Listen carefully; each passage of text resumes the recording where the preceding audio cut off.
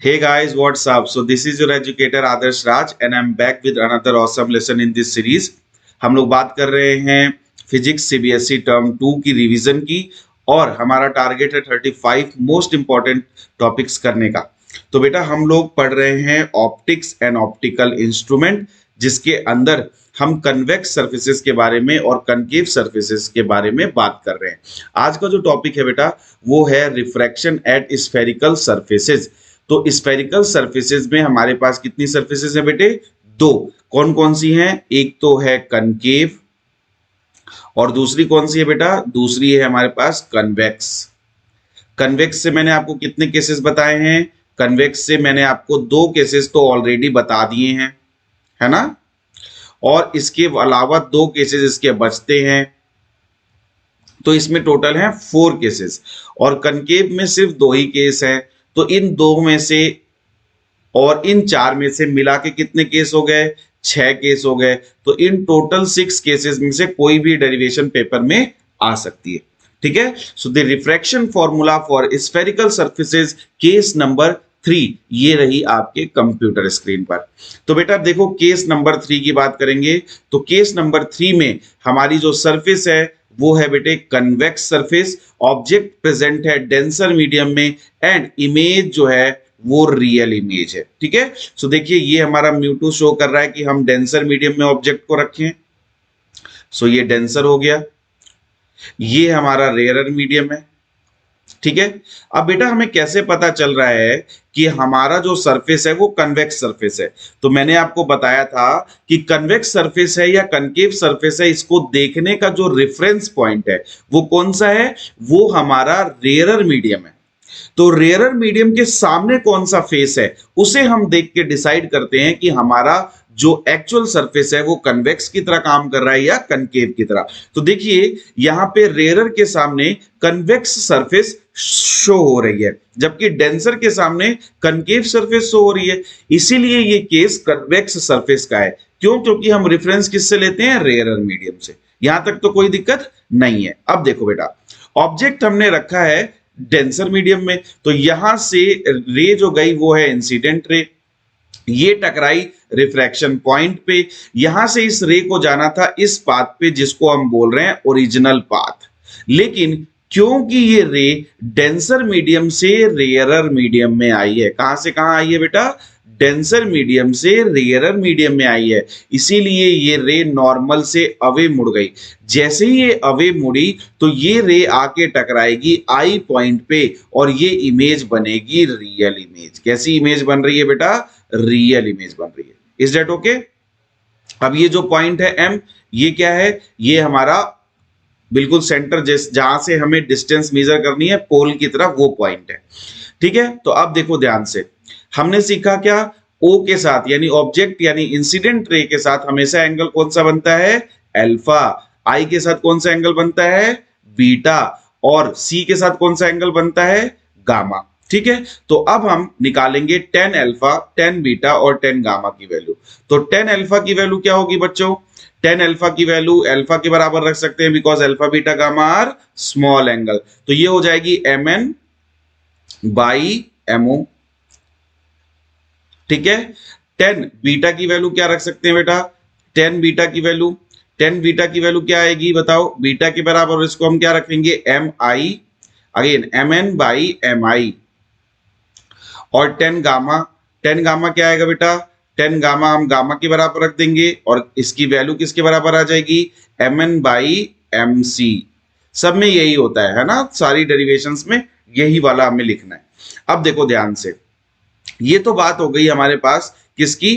Alpha beta gamma से हमने values निकाल ली है। अब हम इनके रिलेशन को देखते हैं।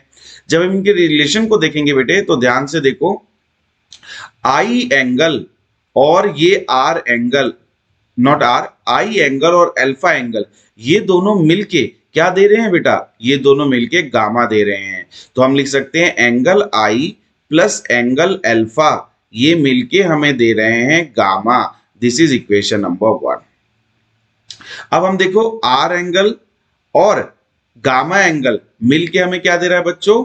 बीटा एंगल दे रहा है। नो, अगेन बीटा और गामा इंटीरियर है, तो बीटा और गामा ये मिलके हमें आर दे रहे हैं। अगर आपको ये देखना नहीं आ रहा है ना बेटा, तो ये डेरिवेशंस नहीं होंगी आपसे, है ना। ये ध्यान दो, दो इंटीरियर का सम किसके बराबर लेना है, एक्सटीरियर के बराबर लेना है, ये आपको ध्यान रखना है, ठीक है। तो यहां तक कोई दिक्कत परेशानी नहीं है। अब हमें क्या करना है, लेंज लॉ लगाएंगे। अब देखो बेटा, हम कहां से कहां गए हैं, डेंसर से रेयरर, तो हम लिखेंगे mu denser into sine of I, that must be equal to mu rarer into sine of are.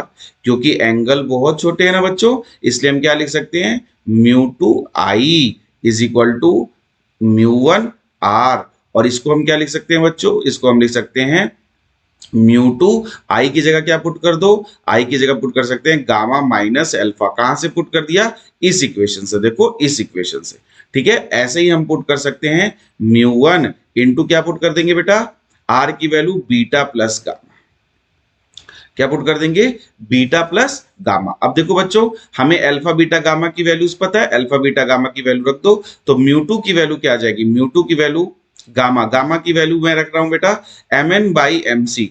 देखो सब में एम एन है तो एम एन तो कॉमन आके कटने वाला है। अल्फा की वैल्यू क्या रख देंगे, MO is equal to mu one, beta की वैल्यू क्या रख देंगे बच्चों, M N by M I, और गामा की वैल्यू अगेन क्या रख देंगे, अपॉन में एम सी। देखो सिंपल है, यहां तक कोई दिक्कत नहीं है, मैंने एम एन सब में से लेके काट दिया है, ठीक है। अब देखो बेटा, यहाँ पे एमसी की वैल्यू क्या आने वाली है, एमसी की वैल्यू आने वाली है माइनस आर।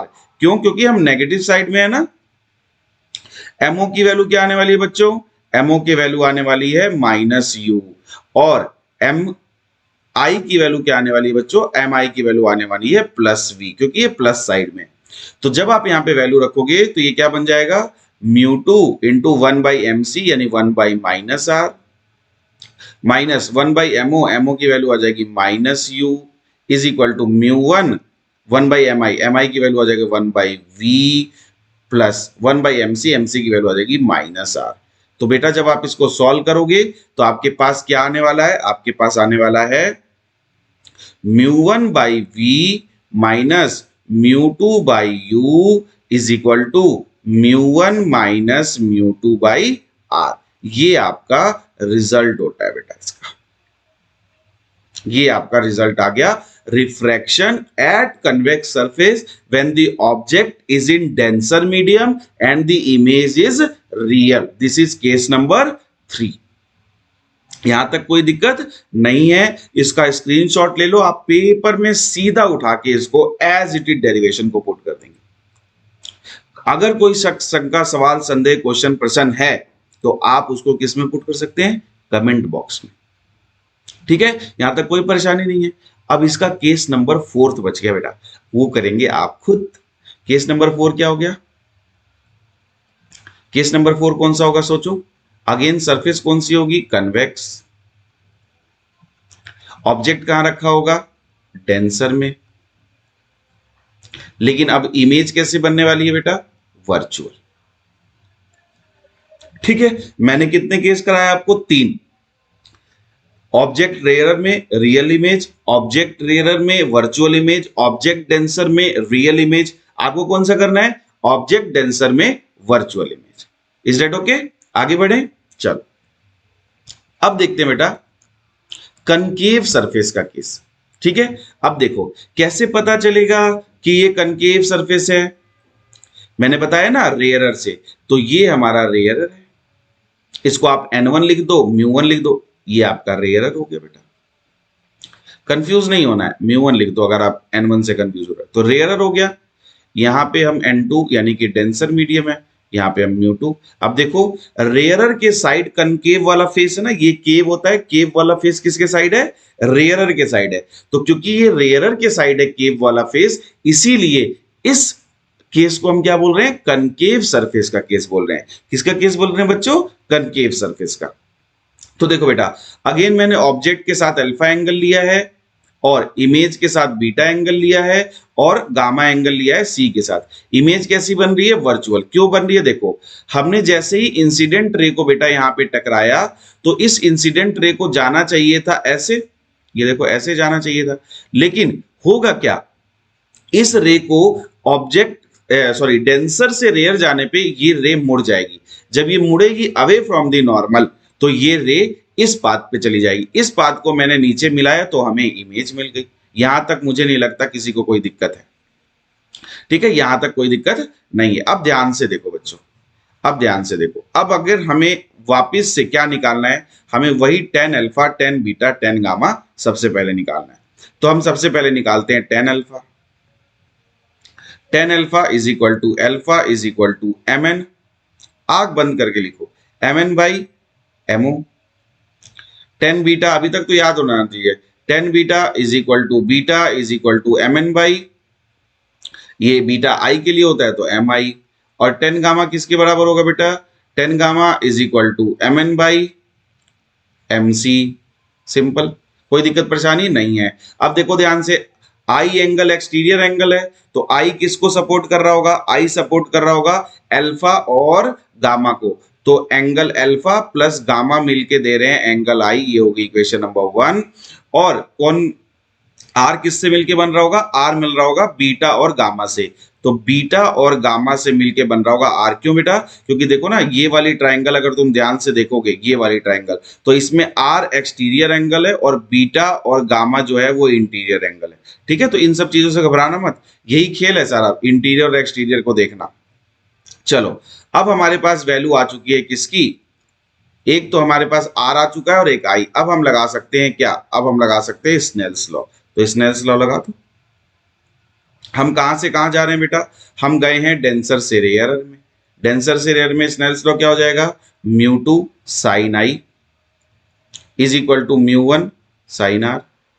कोई दिक्कत परेशानी नहीं है। इसको हम कैसे लिख सकते हैं, इसको हम लिख सकते हैं mu two I is equal to mu one R. क्यों लिख सकते हैं, क्योंकि आई एंड आर क्या है बेटा, is very very small angles हैं।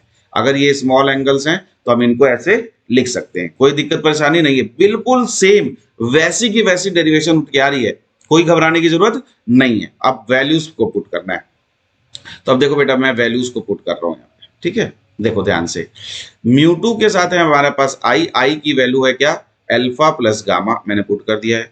और म्यू वन के साथ क्या है बेटा, म्यू वन के साथ है आर की वैल्यू किसके बराबर है, बीटा प्लस गामा, मैंने पुट कर दिया है।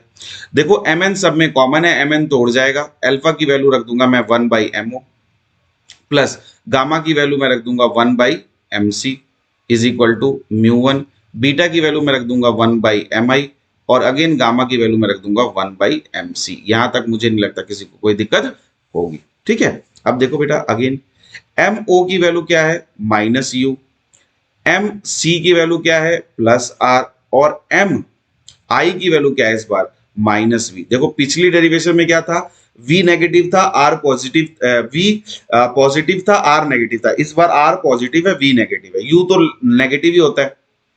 चलो वैल्यूज पुट कर देते हैं। वैल्यूज पुट करेंगे तो म्यू टू के साथ क्या आ जाएगा, 1 by mo minus U plus 1 by mc हो जाएगा plus r, that must be equal to mu one, और 1 बाई mi हो जाएगा माइनस v और 1 बाई mc हो जाएगा प्लस आर। ठीक है, यहाँ पे कंफ्यूज नहीं होना। तो यहां से आ गया कितना, mu two by U minus का, और यहां से आ गया plus mu two by R, और यहां से आ गया क्या बेटा, म्यू वन बाई वी, और यहां से आ गया क्या बेटा, plus mu one by R. तो यहां से सीधा फॉर्मूला रिलेशन आ गया हमारे पास, mu one by V minus mu two by U is equal to mu one minus mu two by R. ये सीधा रिलेशन आ गया। तो ये हमारे पास क्या आ गया बेटा, refraction at a spherical surface when the surface is concave, object is in danger, not danger, denser and image is virtual। Case number 4। ठीक है, अब देखो केस इसका कनकेव का कौन सा बच गया, कनकेव जब ऑब्जेक्ट कहां होगा बेटा, रेयरर में होगा। कहां होगा, रेयरर में, और आपकी जो इमेज बनेगी वो क्या बनेगी बेटे, वर्चुअल। इमेज तो हमेशा इसमें वर्चुअल ही बनती है। कैसी बनती है, वर्चुअल बनती है। इसका स्क्रीनशॉट ले लो, अपने पास नोट कर लो कॉपी में, बिल्कुल ही इजी है, यहां से डरने की जरूरत नहीं है।